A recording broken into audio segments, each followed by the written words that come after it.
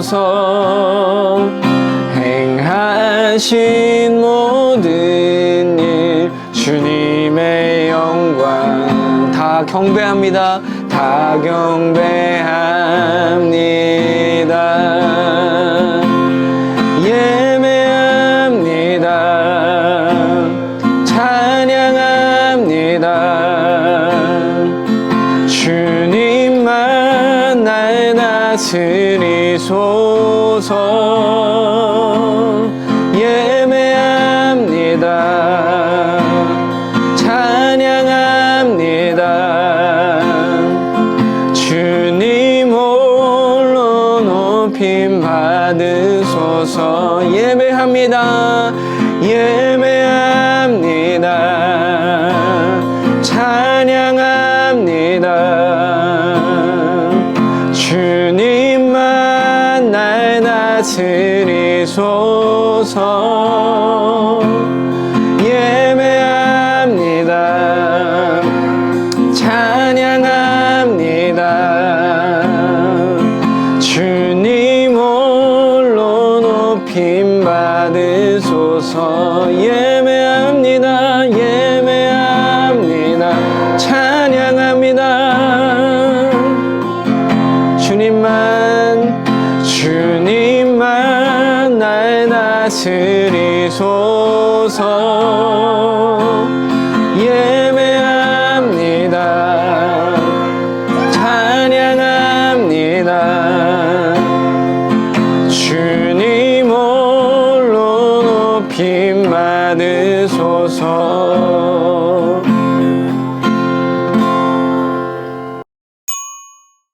기도하겠습니다. 믿음, 소망, 사랑 갖고 기도합니다. 사랑해 주님 감사합니다. 우리를 죽기까지 사랑하신 그 예수님의 십자가 사랑을 기억하며 우리 다미 가정과 라온이 가정, 시온이 가정이 함께 모였습니다. 하나님, 우리가 예배 드릴 때 우리 예배 받아주시고 우리에게 믿음 더욱 주셔서 하나님이 원하시는 하나님의 백성다운 모습으로 살아갈 수 있도록 성령님 도와주세요. 하나님, 특별히 다미 가정 축복해 주시고 하나님의 말씀 따라 살기 원하는 그 마음을 하나님 축복해 주시고 교회를 가고 또 하나님의 말씀을 보고 하나님의 음성을 들을 때마다 하나님 깨닫게 해주시고 하나님 더욱 깊이 알게 해주셔서 다미 가정 가운데 하나님이 다스리시는 복이 날마다 넘쳐나게 해주시고 그 기쁨과 은혜로 날마다 감사하는 가정 될 수 있도록 해주세요. 아멘. 가정 가운데 있는 어려움들 하나님께서 아십니다. 하나님 두려워하지 않게 해주시고 담대한 믿음 갖게 해주셔서 우리 하나님과 함께하는 기쁨 가운데 하나님의 복음을, 예수 그리스도의 복음을 담대히 선포하고 믿음으로 기도하며 나아갈 수 있는 아름다운 가정 될 수 있도록 축복해 주세요. 아멘. 우리 예배를 받아주실 주님을 기대하며 예수님 이름으로 기도합니다. 아멘. 마가복음 9장 14절부터 29절까지 말씀입니다. 찾아주시고 9장 14절부터 29절까지 말씀입니다. 아이고야. 왔어. 이게 성경을 보면 우리 어떤 사람들은 이제 귀신의 존재를 막 부정하는 사람들도 되게 많아요. 그러니까 귀신이 어딨어? 우리는 뭐 교회 다니고 하나님 믿는데 뭐 그런 게 있어? 막 이렇게 얘기하는 사람들도 있지만 실제로 우리가 뭐 무속신앙에만 귀신이 나오는 게 아니라 성경을 읽다 보면 초자연적인 존재들이 분명히 등장을 하죠. 저도 예전에 사역을 하다가 장로교 교회는 굉장히 좀 보수적인 그런 교회고 이런 어떤 초자연적인 뭐 이런 것들, 뭐 방언이라던가 이런 거에 대해서 굉장히 이렇게 좀 터부시하는 경향이 있음에도 불구하고 그 교회에서 그 어떤 귀신 들린 사람을 봤었어요. 그러니까 실제로 이제 귀신 들린 사람을 제가 눈앞에서 보고 사역하는 현장에서 만난 거는 그 사람이 이제 처음이었는데 새벽 예배를 이제 마칠 때쯤 됐는데 소리를 막 빡 지르면서 갑자기 어떤 사람이 뒤에서 막 이렇게 난동을 부리기 시작한 거, 어떤 자매가. 근데 이 자매가 사실은 조금 지적 장애가 있으신 분이었어요, 원래. 근데 이 사람이 너무 또렷하게 이렇게 말을 하면서 남자 어른 4명 정도가 그 사람을 막 붙잡는데도 이 사람이 막 힘을 막 써서 막 그걸 들썩들썩 하는 모습들을 이제 보고 굉장히 놀란 적이 있어요. 근데 그때 그 예배를 마치고 나서 작은 골방에 가서 같이 막 기도를 했던 그런 적이 있었는데, 또 우리 마음 가운데에도 이런 사악한 존재들이 우리 마음 가운데에서 믿음으로부터 떠나게 하려고 계속해서 우리에게 충동하는 것들이 있다는 거예요. 오늘 우리가 함께 읽었던 이 본문에도 보면은 이 귀신을 만났을 때 사람들이 예수님한테 와서 귀신을 쫓아내 주십시오라고 했을 때 이 귀신이 어떤 짓을 하고 있냐면은 이 아이한테 들어가서 말을 못하게 하고 이 아이에게 경련을 일으키고 이 아이를 불에도 던지고 물에도 던지고 이런 것들을 하는 모습들이 성경에 소개를 하고 있다는 거죠. 그러니까 우리가 귀신에 대해서 두려워하지 말아야 된다라고 이야기를 하지만 실제로 믿음을 가지지 않고 살아가게 되는 경우, 이런 것도 우리가 믿음에 기반 안에 살아가게 되지 않고 하나님의 영향력에서 벗어났을 경우에 귀신이 실제로 역사하는 것들을 맞닥뜨릴 수 있다는 걸 성경이 얘기를 하는 거죠. 그런데 우리에게 그러면 귀신에 대해서 두려워하라고 이 말씀을 주신 것이냐? 그게 아니라 귀신을 어떻게 쫓아냈는지에 대해서 예수님이 알려주고 계시다는 거예요. 근데 여기서 분명히 결론부터 얘기하면 오늘 우리가 29절에 읽은 것처럼 예수님은 분명히 말씀하시죠. 기도 외에는 이런 부류라는 건 이런 귀신과 같은 이런 악한 영들, 하나님의 창조 질서로부터 벗어나 있는 것들은 기도 외에는 물리칠 수가 없다라고 이야기하는 거예요. 근데 그러면 뭐 제자들도 기도한 거 아니에요? 뭐 다른 사람도 기도했는데 왜 그 사람들을 못 쫓아냈어요? 뭐 영빨이 약해서 못 쫓아냈나? 이렇게 생각할 수 있지만 실제로 오늘 본문을 읽어보면은 그 내용이 왜 이런 일이 벌어질 수밖에 없었는지를 분명히 소개를 하고 있어요. 먼저 오늘 우리가 읽은 본문이 14절부터인데 그 14절 앞에 보면 어떤 내용이 등장을 하냐면 예수님이 영광스러운 모습으로 변모하신 내용이 등장을 해요. 이 모습으로 변화하실 때 그 자리에 누가 있었냐면 예수님이랑 함께 다녔던, 예수님이 계속해서 사역하면서 데리고 다니셨던 그 제자들이 그 자리에 같이 있었다는 거예요. 그러면 이 제자들이 하나님의 역사와 영광을 모르는 사람들이냐? 그게 아니라 다 봤단 말이에요. 예수님이 어떤 식으로 변화하셨고 어떤 식으로 능력을 입으셨는지 다 봤는데 내려와서 보니까 이 마을에 귀신 들린 애가 있는 거예요. 그 제자들이 예수님의 영광을 그렇게 봤던 사람들이라면 이 귀신을 능히 쫓아내야 되는데 가서 못 쫓아낸 거야. 왜 못 쫓아냈는지 그 모습이 여기 드러나요. 뭐냐면 14절에 보면 이렇게 되어 있어요. 그들이 다른 제자들에게 와서 보니 큰 무리가 그 제자들을 둘러싸고 있고 율법 학자들이 그들과 논쟁을 하고 있었다라고 기록을 하고 있거든요. 기도를 한 게 아니에요. 이 사람들이 가갖고 뭘 하고 있었냐면은 논쟁을 하고 있었다 그래요. 그 뭐냐면 이 논쟁이라는 말의 원어를 찾아보면은 변론하다, 뭐 증명하다 이런 말이 있거든요. 그 무슨 얘기냐면 이 제자들이 기도를 해서 귀신을 쫓아내려고 시도를 한 게 아니라 자기들이 가지고 있는 어떤 신학적 지식이나 아니면 자기들이 가지고 있었던 어떤 경험에 의거해서 귀신을 이렇게 하면 쫓아낼 수 있을 것 같은데, 저렇게 하면 쫓아낼 수 있을 것 같은데, 혹은 아니면 우리는 예수님 따라다녔던 사람들이야. 우리는 쉽게 말해서 내가 예수님 따라다니면서 한가닥 하는 사람들이니까 우리가 가면은 귀신 쫓아낼 수 있을 것 같아. 뭐 이런 식의 이야기들을 거기서 하고 있었을 거예요. 그러니까 율법학자들은 누굽니까? 하나님의 말씀을 누구보다도 더 박식하게 해박하게 잘 알고 있는 사람들이 율법학자잖아요.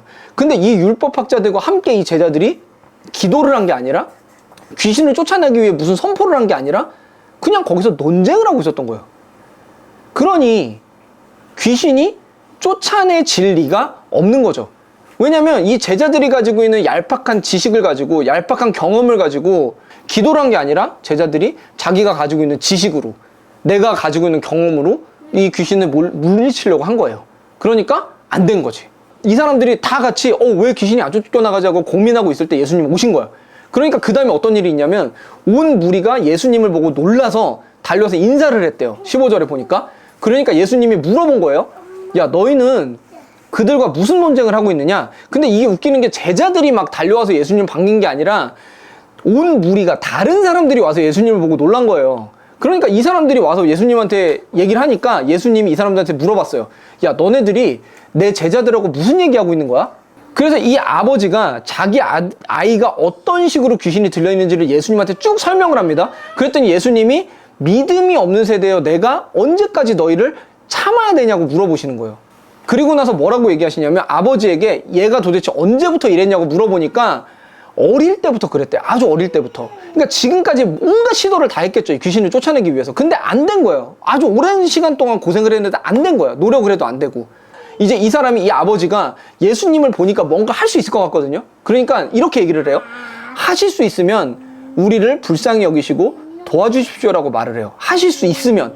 만약이라는 말이 들어가 있거든요. 만약에 당신이 할 수 있으면 좀 도와주십시오라고 얘기를 하는데 이 말이 어디에 또 나오냐면 베드로가 그 파도 치는 배 위에서 예수님을 만났을 때 주님 만약 당신이 주님이라면 저를 걸어올 수 있게 좀 해줘 보십시오라고 이렇게 주님을 시험하거든요. 그 배에서. 그때 나와요. 만약. 이 만약이라는 말은 불신의 단어거든요. 만약이라는 말은 할 수 있으면 한번 해보세요라고 얘기하는 거는 불신의 단어인데 오늘 이 아버지도 제자들한테 한번 당했거든요. 제자들 믿고 한번 맡겨놨는데 제자들이 못 고쳤어요.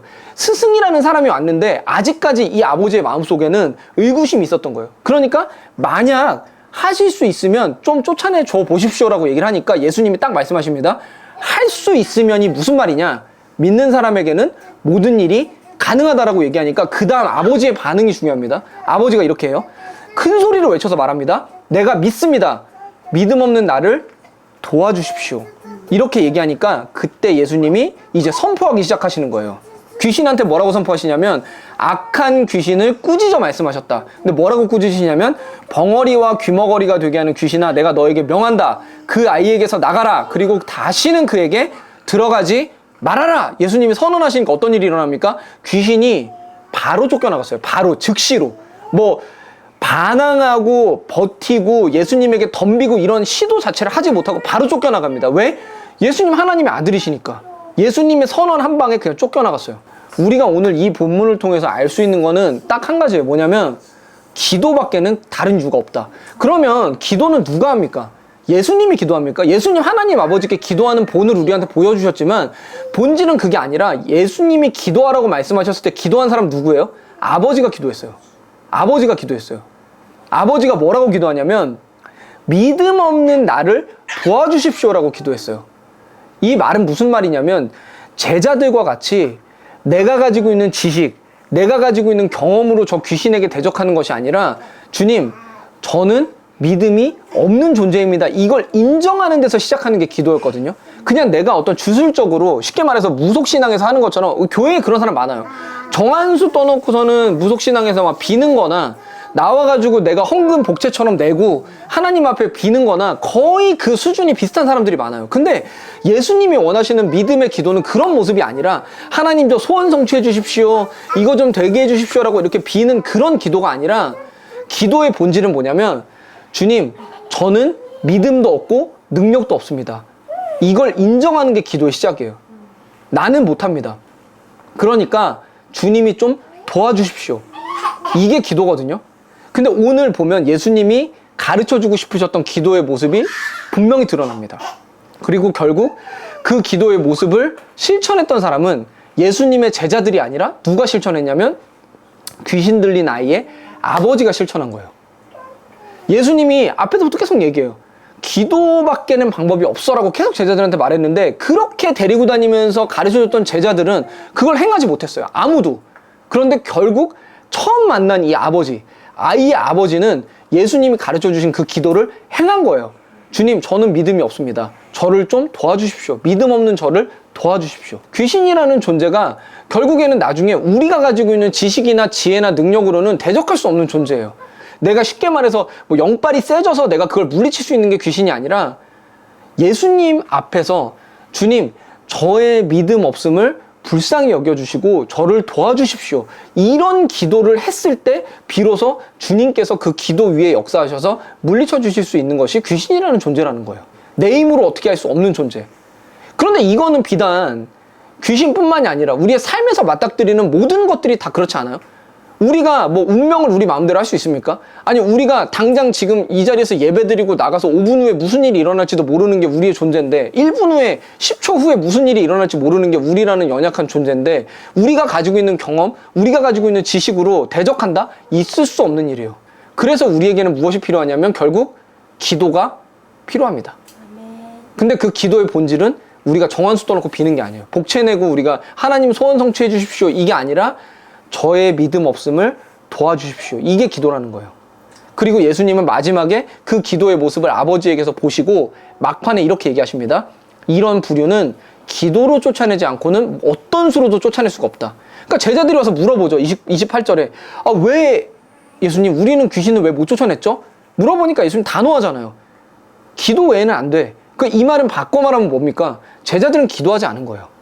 근데 이 기도하지 않았다는 게 제자들이 진짜 기도 안 했을까? 기도했을 거예요, 아마. 하긴 했을 거예요. 근데 문제는 뭐냐면 본질적으로 기도가 뭔지 모르고 기도한 거예요. 우리가 뭔가 대단한 존재라도 된 것처럼 착각하고 있었을 거예요, 제자들은. 왜냐면은 제자들이 예수님 따라다니면서 배운 게 많잖아요. 예수님 따라다니면서 엄청난 기적들을 옆에서 경험했잖아요. 그러니까 으쓱했을 거야, 아마 어깨가. 그걸 어떻게 알 수 있냐면 우리가 오늘 읽었던 본문 다음의 본문을 쭉 보면은 마가복음 9장의 이후의 본문에 보면 제자들이 무슨 짓을 하냐면은 이런 엄청난 귀신 쫓아내는 사건을 겪었음에도 불구하고 누가 더 우리 중에 크냐 논쟁을 벌이거든요. 보통은 그렇잖아요. 이런 큰일을 만약에 우리 중에 누가 겪었어요. 그러면 우리 생각에는 어떻습니까? 와, 이제 내가 진짜 주님께 바싹 엎드려야겠다. 근데 제자들이 얼마나 무식하고 멍청했냐면 이 영적인 눈이 안 뜨여 있었냐면은 그 다음에 이런 일을 겪고 나서 고작 한다는 게 우리 중에 야 누가 크냐? 누가 나중에 예수님 우편에 앉을 거냐? 이거 가지고 논쟁을 벌이고 있었다는 거예요. 그러니까 이 당시에 이 귀신 쫓아내는 사건이 있었을 때 제자들의 상태를 한번 우리가 유추해 보면은 이 사람들이 뻔한 거예요. 그런 상태니까 귀신을 못 쫓아낸 거예요. 고작 그 정도 상태니까. 오늘 제가 이 자리에서 같이 좀 나눴으면 하는 우리의 마음은 이겁니다. 우리 재원 형제도 그렇고 이런 어떤 귀신 때문에 고생 많이 하고 뭔가 이런 것 때문에 굉장히 고민 많이 하고 기도도 많이 했을 거예요. 진짜 중요한 건 뭐냐면 뭐 영빨 센 사람이 와서 기도해주고 이거 해결 안 됩니다. 뭐가 필요하냐면요. 내가 믿음이 없기 때문에 저는 믿음이 없기 때문에 저는 그만큼 연약하기 때문에 예수님 아니고서는 저는 소망이 없습니다. 이걸 주님 앞에 고백할 수 있어야 돼요. 무릎 꿇고. 내가 뭔가 큐티 열심히 해서 내가 기도 열심히 해서 그거는 하나님 나라 앞에서 우리가 추구해야 될 삶의 방향의 모습이죠. 근데 그것 때문에 내가 능력이 세져서 저걸 쫓아낼 수 있다? 이건 아닙니다. 분명한 건 뭐냐면 나의 믿음 없음을 도와주십시오라고 고백했을 때 누가 해주십니까? 예수님이 선포해서 쫓아내 주시는 거예요. 예수님이 뭐라고 선포해 주십니까? 나가라. 다시는 그에게 들어가지 말아라라고 예수님이 해주시는 거예요. 내가 하는 게 아니라. 이 사실을 우리가 믿고 오늘 좀 기도했으면 좋겠어요. 이 사실을 우리가 굳게 믿고 기도했으면 좋겠어요. 저희는 할 수가 없어요. 우리는 뻔합니다. 우리가 가지고 있는 실력은 뻔합니다. 우리가 고백해봤자 또다시 일어나요. 이런 일들은. 내 능력으로 아무리 해봤자 또다시 일어난다고요. 그런데 정말로 이걸 완전히 해결하고 싶으면 뭐밖에 없냐면 주님, 제 능력으로는 안 됩니다. 저는 안 돼요. 그럼 누가 해주실 수 있습니까? 저의 믿음 없음을 주님이 도와주셔야 됩니다. 이 고백이 우리 가운데 있어야 된다는 겁니다. 저 역시도 마찬가지로 이런 일들을 내가 똑같이 당하고 있는 뭐 이런 게 아니라도 저의 삶 가운데에도 신자의 삶이라면 보편적으로 이것들은 분명히 필요한 부분이에요. 뭐냐면 우리가 살아갈 때 항상 맞닥뜨리는 어떤 불가항력적인 일들, 이런 것들을 맞닥뜨릴 때 우리가 할 수 있는 일은 한 가지밖에 없습니다. 주님, 저는 믿음이 없습니다. 저를 도와주십시오. 나를 불쌍히 여겨주십시오. 이게 우리의 믿음의 태도가 되어야 하겠습니다.